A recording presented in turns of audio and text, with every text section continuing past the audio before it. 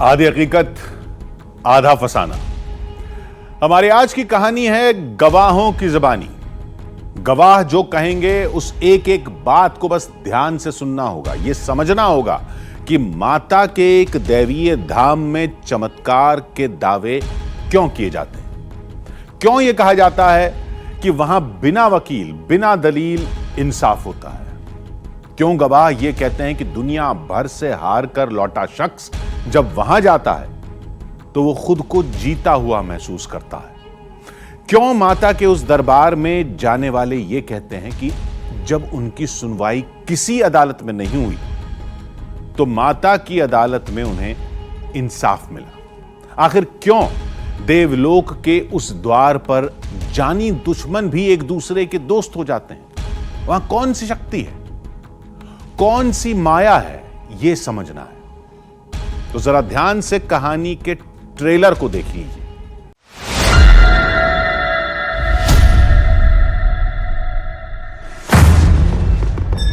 विघ्न विनाशक, मंगल कारक, सुप्रीम कोर्ट से भी ज्यादा पावरफुल, कपटी उनसे थर्राते। साजिशन अगर कोई कार्य होते हैं तो उसमें दंड भी मिलता है। देव भूमि के उस दिव्य द्वार पर शत्रु मित्र हैं बन जाते। इस घाटी में गरुड़ नहीं घूमता। माता के चरणों की माया में गुप्त गंगा का जल है वो माता जी के चरणों से निकल के आता है। गंगा को एक अवतार मिला। इसी के नीचे से जलधारा निकलती। छल बल कल जो किया किसी ने, 12 बजे के बाद मंदिर के अंदर जाना मना है। उसको देवी का दंड मिला। आप नियम के खिलाफ जाएंगे तो फिर दंड भोगने के लिए आप स्वयं जिम्मेदार होंगे। दंड भोगने के आप स्वयं जिम्मेदार होंगे।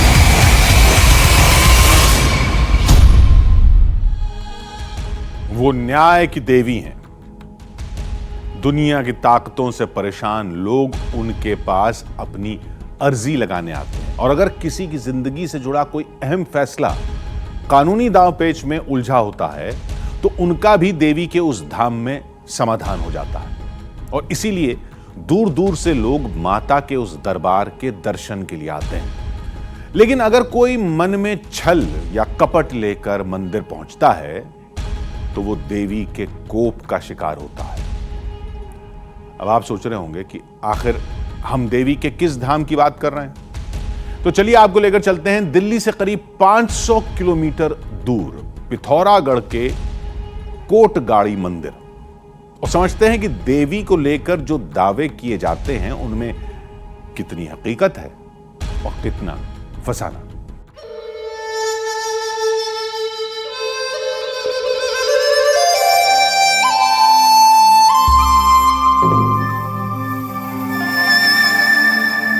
कुदरत की बेपनाह खूबसूरती,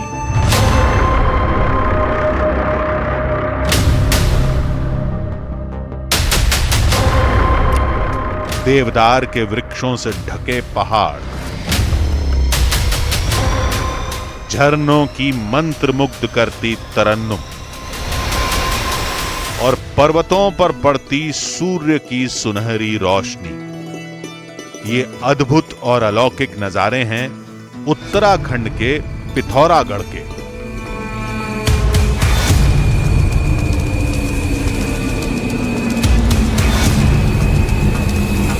आधी हकीकत आधा फसाना की टीम एक नए लक्ष्य पर आगे बढ़ चली।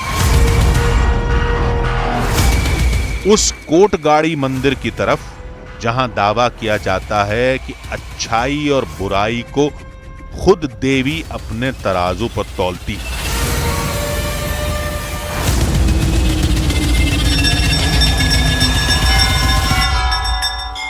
अब हम कोटगाड़ी माता मंदिर पहुंचे हैं।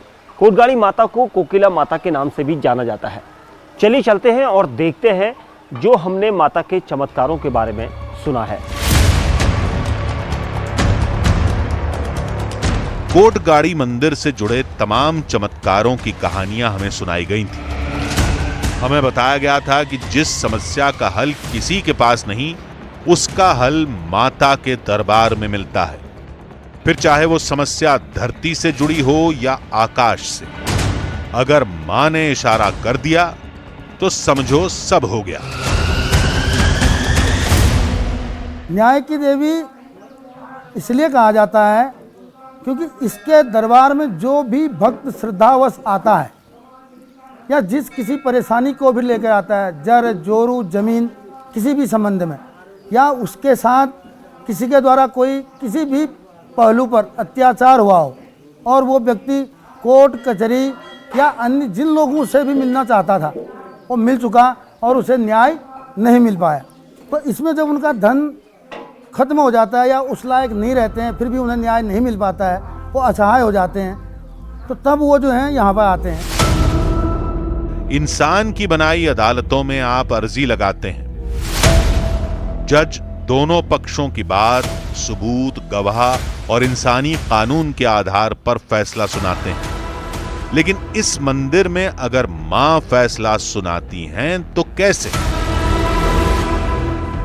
अर्जी जो अति दुखी हैं, जो अति परेशान हैं, जिनके पास जो है कोई चारा ही नहीं है कि अब करें तो क्या करें, माई को ही माध्यम मान के वो यहाँ आते हैं, रात्रि में रुकते हैं। यहाँ धर्मशालों की भी व्यवस्था है, धर्मशाला में लोग रुकते हैं, अपनी अर्जी लिख के हम लोगों को देते हैं, ब्राह्मणों को। हम लोग वहाँ पर अर्जी लगा देते हैं, माता से उसकी पुकार कर देते हैं और सुबह उनको जो है उस चीज़ का न्याय मिल जाता है। वो खुद अपनी अर्जी देख के समझ जाते हैं या उसमें जो है जो चीज़ आई रहती है उनकी कोई भी चीज़, हाँ उन्हें ये एहसास हो जाता है कि हाँ मुझे न्याय मिल चुका है। लोगों के मुताबिक सारा चमत्कार रात में होगा, जब मां खुद मंदिर में आएंगी, भक्तों की अर्जियों पर फैसला सुनाएंगी और सुबह चली जाएंगी। जो रात में यहां रुक सकता है वो सब अपनी आंखों से देख सकता है, लेकिन देवी मां के गणों के खौफ से कोई रुकने की हिम्मत ही नहीं कर पाता। अब आधी हकीकत आधा फसाना की टीम रात में रुकेगी, लेकिन इसके लिए हमें ऐसे लोगों की जरूरत थी जो अपनी किसी परेशानी के साथ मां कोट गाड़ी के दरबार में पहुंचे हों। ऐसे ही लोगों को तलाशते वक्त हमारी नजर एक दिव्य कुंड पर पड़ी। कोटगाड़ी माता के मंदिर में एक ऐसा कुंड है जिसे दिव्य कुंड कहा जाता है, और ये कुंड उसी जगह पर है जहां पर माता का मंदिर है। सिर्फ माता ही इस कुंड में स्नान करने जाती है और वो समय सुबह के ब्रह्म मुहूर्त का होता है, लेकिन उससे पहले तकरीबन 12 बजे तक ये कुंड इसी तरह से बंद रहता है और उसका गेट इसी तरह से रहता है। हमने कोशिश की अंदर जाने की तो हमें भी मना कर दिया गया, लेकिन ये कहा जाता है कि जब रात को 12 बज जाते हैं तो उस वक्त इस कुंड को खोला जाता है, क्योंकि माँ के अपने शयन कक्ष की तरफ जाने का समय होता है और उसी दौरान वो स्नान भी करती हैं। और ब्रह्म मुहूर्त में स्नान करने के बाद वो अपनी दिशा जहाँ भी उन्हें जाना होता है वहाँ चली जाती हैं और उसके बाद इस गेट को इसी तरह से बंद कर दिया जाता है ताकि कुंड में कोई और न जा पाए। इसलिए अब हमने कुछ श्रद्धालुओं का रुख किया। जो लिखा जाता है वो मनोकामना पूरी होती है सबकी, और इसमें जैसे क्या कहते हैं, फिर उसको अर्जी लगाने के बाद जब हमारी मनोकामना पूरी हो जाती है उसके बाद हमें दोबारा से आना पड़ता है अपनी अर्जी वो करना, रद्द करने के लिए। ये वो लोग थे जो मंदिर से जुड़े चमत्कार की कहानियां सुनकर यहां पहुंचे थे, लेकिन हमें तो ऐसे लोगों की जरूरत थी जो अर्जियों वाली कहानी को समझने में हमारी मदद कर सके। इसलिए एक बार फिर हम उन लोगों की तलाश में जुट गए जो कोटगाड़ी मंदिर में हमारे साथ रात बिता सकें, क्योंकि कहानियों के मुताबिक रात 12 बजे के बाद न्याय की देवी अर्जियों पर इंसाफ के हस्ताक्षर करती हैं।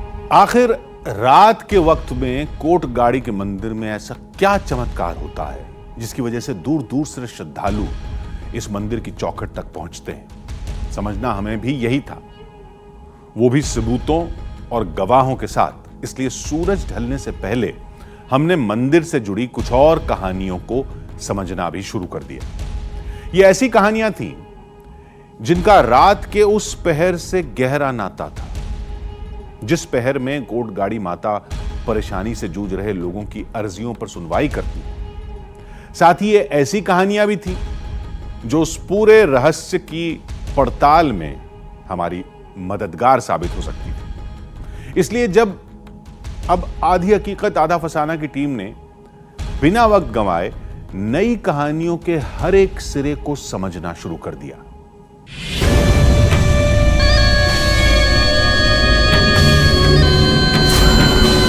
इस घाटी में गरुड़ नहीं घूमता है,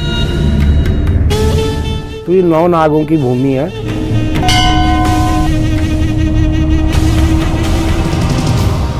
चौंकाने वाली ऐसी ही कहानियों के बीच अब हमारे सामने एक विशाल नाग की ऐसी प्रतिमा थी जिसे भारी भरकम चट्टान को काटकर बनाया गया था। दावा किया जाता है कि द्वापर युग की एक कहानी की वजह से यहां नागराज की इस प्रतिमा को बनाया गया। द्वापर युग में भगवान श्री कृष्ण ने यमुना से जब कालियानाग को बाहर जाने का आदेश दिया था तो उन्हें ये कहा गया था कि जाकर पहाड़ों की तरफ चले जाएं, और तब से कोटगाड़ी माता के दरबार के ठीक पीछे यहाँ पर कालियानाग की एक बड़ी विशालकाय मूर्ति को स्थापित किया गया है। स्थानीय लोग इस मूर्ति की पूजा करते हैं। ये इसलिए बनाया गया है कि ये जो पूरा पर्वत है, हाँ, ये नाग के नाम से जाना जाता है। जो हमारी लोकल भाषा, लोकल पर्वतीय भाषा में बोला जाता है, इसको कालीनाग पर्वत, पहाड़ी भाषा में बोलते हैं कालीनाग का डांडा। अच्छा, यहीं से सूर्य उदय होता है। तो ये पूरा जो पहाड़ है ये पूरा कालीनाग का पर्वत है, क्योंकि यहाँ माता के दरबार में कोई भी अपनी मनमर्जी से कोई भी कार्य नहीं कर सकता है। तो हमने माता से इसके लिए अनुमति ली। हमें समझना भी यही था कि मां कोटगाड़ी की अर्जियों वाली कहानी और उनकी इजाजत वाली कहानियों का रहस्य क्या है। इसलिए अब हम थोड़ा और आगे बढ़े, उस ओर जहां कुछ लोग एक विशेष पूजा में शामिल हुए थे। अपने कष्टों के निवारण के लिए लोग तरह तरह की पूजा करते हैं, लेकिन मां कोटगाड़ी के दरबार में आकर एक गोदान पूजा होती है जो इस तरह से की जाती है, जहां पर पुजारी हर किसी को बिठाकर उनके साथ मंत्रोच्चार करता है, और इस मंत्रोच्चारण में गोदान पूजा के जरिए उनके कष्टों का निवारण किया जाता है। और अब हम सीधे कोटगाड़ी माता मंदिर के उस गर्भगृह में पहुंच चुके थे जहां न्याय की देवी की अदालत लगने का दावा किया जाता है। कोटगाड़ी माता के मंदिर को न्याय की देवी कहा जाता है। जब भी कोई परेशान होता है या फिर उसे दुख होता है या उसे पारिवारिक विवाद होता है तो वो अर्जिया यानी किसी पत्र में अपनी परेशानी को लिखकर लेकर आता है, कोई स्टाम्प पेपर में लिख के आता है, और माता के दरबार में इसी तरह से उन्हें सजाया जाता है। कहा जाता है कि कई लोग जो इस न्याय की देवी के पास आते हैं उनकी मनोकामना पूरी होती है, और यही वजह है कि लोगों की भारी भीड़ रोज़ाना इस मंदिर में माता के इस शक्तिपीठ के दर्शन करने आती है। ये काफ़ी पुराना मंदिर है और आप देखेंगे मंदिर के अंदर ज़्यादा कुछ सजावट नहीं है, सिर्फ जो लिपाई जो कलर होता है यहाँ पर गेहुए रंग से, उससे इसकी पुताई होती है। बताया तो ये भी जाता है कि इसी शक्तिपीठ के नीचे वो रहस्यमयी जलाशय है जिसका जल सीधे कैलाश मानसरोवर से आता है। आप जानकर हैरान रह जाएंगे कि मां के दरबार के ठीक नीचे जलाशय है, यानी पानी से भरा हुआ एक तालाब जिसे जलाशय का रूप दिया जाता है, वो यहाँ पर है। और इसी शक्तिपीठ के ठीक नीचे जलधारा बहती है, जो ये माना जाता है कि क्योंकि यहाँ से कैलाश पर्वत यानी मानसरोवर की दूरी ज़्यादा दूर नहीं है, उसी पहाड़ी से लगती हुई जलधारा यहीं पर आई थी और यहाँ पर जलाशय बना था जहाँ पर शक्तिपीठ की स्थापना की गई थी। इसी बीच हमारी नजर मंदिर के ठीक बाहर लटकी उन अर्जियों पर पड़ी जिन्हें पुरोहित ने यहाँ लटकाया था। स्टाम्प पेपर में वो सच होता है जो कानूनी रूप से मान्य होता है, और ये कानून चलता है इस जगह पर कोटगाड़ी माता का। इसी जगह पर कई सारी अर्जियां आपको दिखाई देंगी और कई सारे स्टाम्प पेपर दिखाई देंगे जिनमें अपनी परेशानी, चाहे वो ज़मीन से जुड़ी हो या फिर पति पत्नी का विवाद हो या फिर दूसरी कोई परेशानी हो, उसे अपनी अर्जी के माध्यम से यहाँ पर लिखा जाता है और माँ को यहाँ पर ये जताया जाता है कि माँ कोर्ट गाड़ी उनकी हर दरख्वास्त या जो अर्जी होती है उसकी सुनवाई करें। मंदिर से जुड़ी कहानी के मुताबिक ये अर्जियां मंदिर के बाहर तब लटकाई जाती हैं जब पुरोहित को मां के आदेश का संकेत मिल जाता है। ऐसा होता है जैसे आप आए आप सारे पूजा का सामग्री लाए, परात में रखी, सब हमने माता रानी को चढ़ाई। अर्जी भी उसी टाइम माता रानी की शक्तिपीठ में चढ़ा दी जाती है। फिर उन अर्जियों का शाम को जैसे माता रानी का फिर नहलाना धुलाना होता है तो वो अर्जियां ऊपर ही रहती हैं, अंदर ही शक्तिपीठ में ही रहती हैं।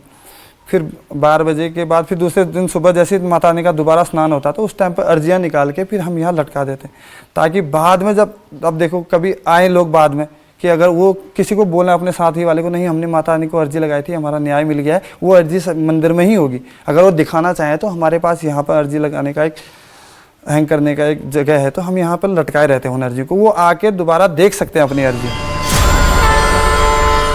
और वो संकेत किसी भी रूप में हो सकता है, चावलों के रूप में, सिंदूर के रूप में या फिर चंदन के रूप में, क्योंकि लोग तो यहां खाली अर्जियां रखते हैं, लेकिन जब अर्जियों को माता के दरबार में रखने के बाद खोला जाता है तो उनमें कोई ना कोई संकेत जरूर मिलता है।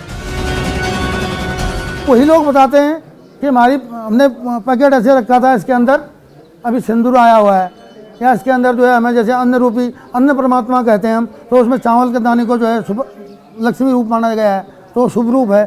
तो जैसे उनमें अक्षत आ गया, पिठांग आ गया या पुष्प रूप आ गया उसके अंदर, तो वो एक चमत्कार ही है। ऑटोमेटिक उसके अंदर चले जाना बोला तो चमत्कार ही है वो।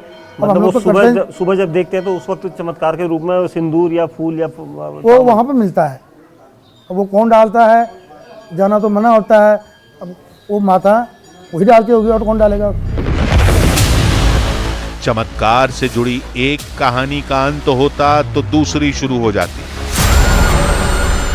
यही अल्मोड़े की बात है, वैष्णव जी करके एक हमारे मित्र हैं, तो वो 4-5 साल से अल्मोड़े में उन्होंने चेक बाउंस का केस लगा था उन पे। क्या हुआ था, जैसे आपने बोला यार थोड़ा मुझे 1-2 लाख का चेक दे दीजिए, मतलब वो दे दीजिए और हम बाद में आपको जैसे हमारा सॉल्यूशन हो जाएगा तो हम आपको रिटर्न कर देंगे। तो उनने क्या हुआ, वो पैसा ऐसा लेने के बाद उनने उनको ये बोल दिया कि आपका चेक बाउंस हो गया है।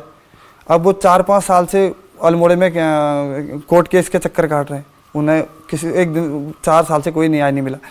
फिर मेरा नंबर पता नहीं कहाँ से मिलता है, तो वो आते हैं मेरे पास फ़ोन करते हैं, तो यहाँ आते हैं। यहाँ आने के बाद मैं उनकी सारी समस्याएं सुनता हूँ। तो सुनने के बाद जब यहाँ से जाते हैं तो उनको मैंने यही बोला, आप जब भी कोर्ट में जाएंगे तो एक बार मेरे को बता देना, मैं आपके नाम का दिया जला दूंगा और माता रानी की घंटी सुना दूंगा और आपके दर्शन करा दूंगा। तो होते करते 1 साल जैसे ही ख़त्म होने वाला था, तो ऐसे ही मैं मंदिर में पूजा कर रहा था। मेरे को घर जाने के बाद जब मैंने फ़ोन देखा तो उनके 60 मिस कॉल आए थे मेरे पास। अच्छा। जब मैंने उनको कॉल बैक किया तो कहा, पंडित जी मैं कोर्ट केस जीत गया हूं और मैंने ये बात अभी तक अपनी पत्नी को नहीं बता रखी है। तो क्या सच में ऐसा ही होता है? जो भी हो, आस्था के द्वार पर हम सवालों का पहरा तो लगाते नहीं, लेकिन ये तो समझ ही सकते हैं कि आखिर माता के दरबार तक अर्जी पहुंचने की पूरी प्रक्रिया क्या है, और सुबह जब अर्जियों को खोला जाता है तो क्या होता है। ये सब कुछ जानने और समझने के लिए हमने माता के 2 फरियादियों से संपर्क किया। एक गाजियाबाद से थे जबकि दूसरे पिथौरागढ़ से। लेकिन इससे पहले कि हम रहस्य की कड़ियों को सुलझा पाते, शाम की आरती का वक्त हो गया। इस वक्त मां कोटगाड़ी माता के मंदिर में शाम की आरती चल रही है और जो मंदिर के मुख्य पुजारी हैं वो इस आरती को यहाँ पर कर रहे हैं, क्योंकि कोटगाड़ी माता मंदिर के अंदर सुबह और शाम की जो आरती होती है उसका जो अलग ही अनुभव होता है ये माना जाता है। साथ ही सनातन धर्म में जो शाम की आरती होती है उसके बाद मंदिर के किवाड़ बंद किए जाते हैं, क्योंकि शाम को या उसके बाद रात को जो भक्त होते हैं वो मंदिर में आते तो हैं, लेकिन मंदिर के इस अहाते से अंदर की तरफ नहीं जाते हैं। लेकिन जो शाम की आरती है वो आप देख सकते हैं, माँ कोटगाड़ी माता के मंदिर की ये आरती है। शाम की आरती खत्म होने के बाद हमने दोनों फरियादियों से ये जानने की कोशिश की कि आखिर वो किस अर्जी के साथ कोटगाड़ी मां के दरबार में आए। मेरी शादी हुई थी 2019 में, और शादी मतलब एक उस तरह से हुई थी, झूठी बुनियाद रखी गई थी। ये शादी के 1 महीने बाद ही सारी पोल पट्टी खुल चुकी थी, कोर्ट में केस चला, और 2 साल केस चलने के बाद उसे पे करना पड़ा मुझे। कोर्ट ने मुझे ही दंडनीय समझा, पेमेंट करा उसका, फिर मुझे केस फाइनल हो चुका है। बाकी वो बात ठीक है, हो गया फाइनल कोर्ट का। बस घर में एक तनाव सा बन गया है उस चीज़ को लेके। मैं माता से ये दरख्वास्त करने आया हूँ कि बस मेरे घर में पहले जैसा माहौल बन जाए। और आपका क्या नाम है? जी, मेरा नाम कमलेश चंद। हाँ। मैं पिथौरागढ़ से हूँ, और मैं ये ज़मीन के संबंधित से माता रानी के वहाँ अर्जी लेके आया हूँ। और मुझे थोड़ा ज़मीन से भाई लोगों में आपसी विवाद के कारण थोड़ा लड़ाई झगड़ा हो गया था, जिस कारण से माता रानी के वहाँ मैं अपना पर्ची लेके आया हूँ।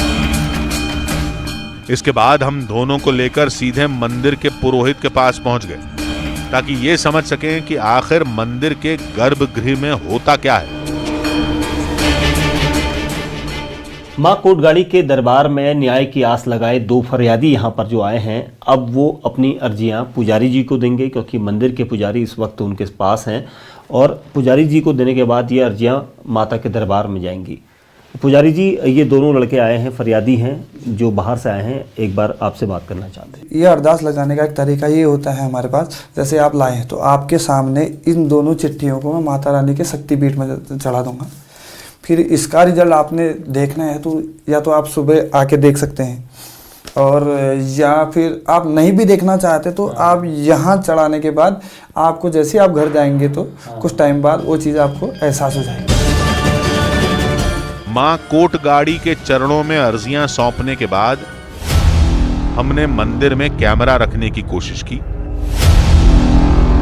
हम अब जो रात भर यहाँ पर अर्जियाँ रखी हैं उनको कोशिश करेंगे अपने इस कैमरे को रखकर यहाँ पर दिखाने की कि कैसे। आप ये नहीं दिखा सकते।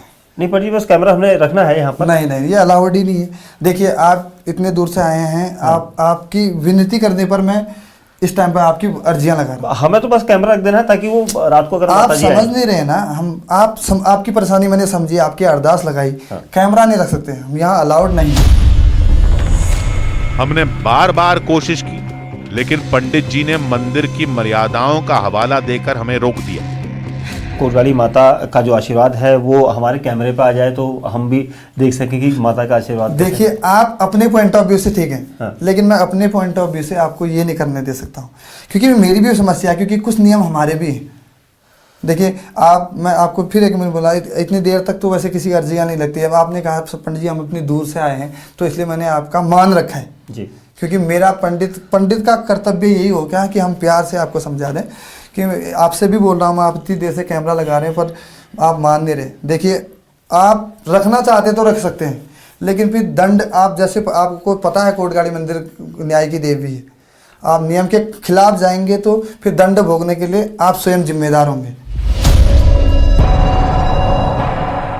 हमें चमत्कारों को समझना था, लेकिन लोगों की आस्था, मान्यताओं और मर्यादाओं को खंडित किए बिना। इसलिए हमने कैमरा तो नहीं रखा, लेकिन खुद वहां रुक गए। अब जो भी होगा हमारी आंखों के सामने होगा।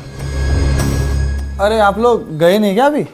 पंडित जी, हम लोग बस ये है कि थोड़ी देर में जाते ही हैं, यहाँ पर से इंतजार कर रहे थे हम लोग। नहीं, ऐसा है ना, यहाँ 12 बजने के बाद फिर ऐसा कुछ नहीं होता। मैंने आपको पहले भी बोल दिया। हाँ। देखिए, यहाँ खड़े होके परेशान होके कोई फायदा नहीं है। हाँ, नहीं, हम जा ही रहे, बस यहीं पर बस आप लोग जाइए। अब देखो, टाइम हो गया है तो हमें भी विश्राम करना है, माता रानी को भी विश्राम करना है। जी। तो आप लोग जाइए। मैंने कह दिया आपसे, माता रानी देखो, आप तुरंत चाहेंगे कोई चीज़ें क्या कहते हैं हमें तत्काल मिल जाए, यहाँ खड़े होके तो कुछ मिलने वाला है नहीं। हाँ। देखो, खाली यहाँ रह के कम से कम आप जाएंगे, आपके जितनी इतने दूर से आए हैं, थक के आए हैं, आपकी नींद तो पूरी होगी। तो आप जाइए, और अब किवाड़ बंद हो चुके हैं, मैं अभी लाइट बंद करके मैं भी जा रहा हूँ। जी हाँ।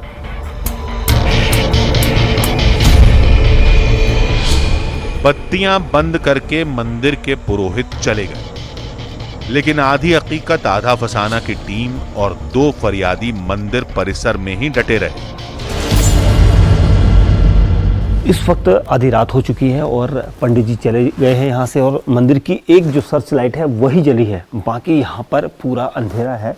मैं और ये दोनों फरियादी जो यहाँ पर रुके हैं, क्योंकि इनकी अपनी फरियाद है। हाँ, मैं कोशिश करता हूँ, मैं सोच रहा हूँ कि आप लोग सो जाओ भाई, बहुत देर से थके हो, है ना, तो तुम सो जाओ, मैं देखा रहूँगा यहाँ पर, मैं हूँ यहाँ पर, अगर मुझे भी नींद आएगी तो मैं तुम में से किसी को उठा लूँगा, ठीक है। आप एक काम करो, वहाँ पर हाथे में सो जाओ, वहाँ पर ठंडा भी नहीं लगेगा क्योंकि ऊपर तो ठंड पड़ रही है। आ जाओ, चलो। सर्द रात न तो सोने दे रही थी न जागने, लेकिन रहस्य की कड़ियों को सुलझाना है तो ये परीक्षा तो देनी ही होगी।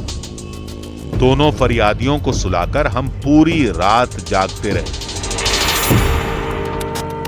काफ़ी देर हो चुकी है, 1 बज गया है, और रात को 1 बजे का मतलब है कि सभी लोग सोए हैं। और ये दोनों जो हैं यहाँ पर फरियादी आए थे जो मंदिर में, ये दोनों भी सोए हुए हैं। और अब इंतज़ार करूँगा क्योंकि मुझे भी ठंड लग रही है, यहाँ पर ठंड काफ़ी ज़्यादा भी नहीं है ये कह सकते हैं, लेकिन थोड़ा आराम करना पड़ेगा मुझे भी। मैं देखते रहता हूँ, हालांकि सोना तो नहीं है क्योंकि मुझे भी इंतज़ार करना है कि पीछे कितनी देर बाद पंडित जी यहाँ पर आएंगे, तब तक इंतज़ार करना पड़ेगा। दोनों फरियादी गहरी नींद में थे, लेकिन हम पंडित जी के आने का बेसब्री से इंतजार कर रहे थे। समय सुबह के तकरीबन 4:15 होने वाले हैं, और 4:30 बजे के आसपास पंडित जी ने बताया था कि वो 4:30 बजे के आसपास यहाँ पर पहुँचते हैं। इंतज़ार करना हुआ क्योंकि जो दोनों लड़के हैं यहाँ पर सोए हुए हैं, और हम कोशिश ये कर रहे हैं कि जानने की, उस रहस्य को जानने की, उस चमत्कार को देखने की उम्मीद हमने भी लगाई है, और इसी वजह से हम सारी रात यहाँ पर जगे हैं। इंतजार की घड़ियां खत्म हुई। आखिरकार पुरोहित एक बार फिर हमारे सामने थे।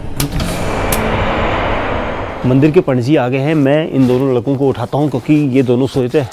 हाँ जी भैया, हेलो, उठो, सुबह हो गई यार, 4:30 हो गए, पंडित जी आ गए, आओ पंडित जी के दर्शन कर लो, माता रानी की कृपा ले लो, आ जाओ। अब हमें ये देखना था कि क्या दोनों फरियादियों की अर्जी से जुड़ा कोई संकेत दिया गया है या नहीं।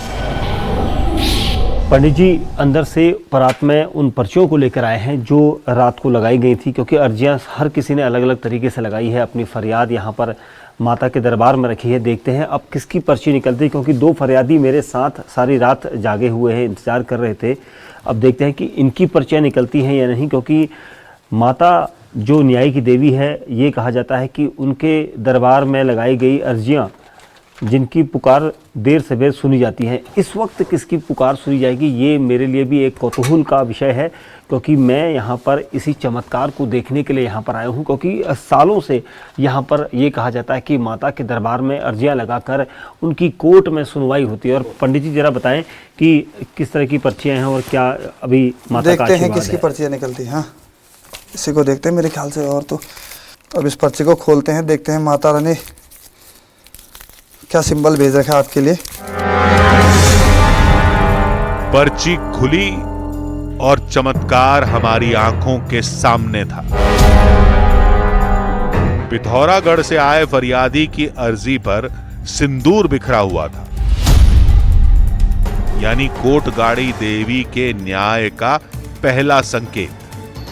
अरे ये पर्ची पिथौरागढ़ वालों की है। अरे ये तो पंडित जी पिथौरागढ़ के कमलेश की है जी, इसमें टीका लगा हुआ है, माता रानी ने एक सिंबल दिया ये, हुआ है। ये सिंदूर कैसे, इसमें कैसे ये टीका कैसे आ गया है? ये जो आप कल शाम को पूछ रहे थे चमत्कार का ना, हाँ, ये इसी चमत्कार का। अरे ये तो बड़ा चमत्कार है। तो इसका मतलब ये है कि माता रानी ने इनकी पुकार तो देखिए उनकी भी सुनी जाएगी, हाँ, लेकिन सिंबल पिथौरागढ़ वालों को दिया है। अरे कमलेश तो की निकली है पर्ची। आपको माता रानी के आशीर्वाद है कि आपकी जो भी मनोकामनाएं हैं पूर्ण हो जाएंगी, जो भी आप चाहते थे हमारे घर, आपके घर का जो भी है। चमत्कार है पंडित जी, क्योंकि जिस पत्र को, जिस अर्जी को कमलेश ने मेरे सामने लिखा था, यहाँ पर ये टीका और ये सिंदूर है। ये इसका यही प्रमाण है। और अब बारी थी गाजियाबाद वाले फरियादी की अर्जी की। माता रानी ने कमलेश की पर्ची तो निकाल दी, अब मनिंदर की पर्ची के लिए पंडित जी एक बार देख लीजिए। मनिंदर की जो पर्ची थी वो यहाँ पर क्या माता रानी ने देखी या नहीं देखी? अच्छा, इनकी पर्ची भी देखनी है? हाँ जी। ये भी नहीं, ये भी नहीं है, ये भी नहीं है, शायद ये। इस अर्जी पर पीले चंदन जैसा निशान था, यानी ये देवी के न्याय का दूसरा संकेत था।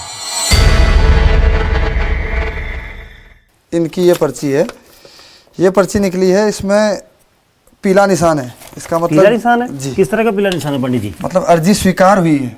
अच्छा, अर्जी स्वीकार इसमें हुई भी है। पीला चंदन का टीका जैसा इसमें लगा हुआ है। देखो, अर्जी स्वीकार हुई है इसलिए टीका लगा हुआ है। अच्छा। लेकिन इसमें सिंदूर का अगर निशान होता, लाल उनकी तरह होता, हाँ। तो ये था कि इनकी मनोकामना भी सुनी तो गई है, लेकिन तुरंत फैसला नहीं होने वाला है। तो कुछ समय मतलब ये कहा जाएगा कि मनिंदर की जो पर्ची है, जो अर्जी लगाई गई थी, इनको थोड़ा उसमें वेट करना पड़ेगा। उसको माता रानी ने देखा था, देख लेकिन लिया है इनको, उसके बाद उस फरियाद को पूरा होने में थोड़ा समय लगेगा। एक पर्ची में चंदन और दूसरे में सिंदूर, ये निशानियां ही मां के इंसाफ के सबूत हैं। यानी दोनों फरियादियों की याचिका मां ने स्वीकार की। दावा है कि मां ऐसे ही कई अलग अलग तरीकों और इशारों से अपने फैसले सुनाती हैं। अब ये संकेत चमत्कार हैं या कुछ और, ये हम नहीं जानते, लेकिन इतना जरूर जानते हैं कि हमारे सामने न तो रात भर मंदिर में कोई आया और न ही गया। इन्हीं इशारों को भक्त इंसाफ मानते हैं। आप क्या मानते हैं, ये आपका फैसला है। और वैसे भी जिसे जो समझना है समझे। चमत्कारों की कहानियां कोर्ट गाड़ी में हमेशा यूं ही जिंदा रहेंगी, ठीक वैसे ही जैसे देवी की अदालत से जुड़ी आस्था इन वादियों में गूंजती रहेगी।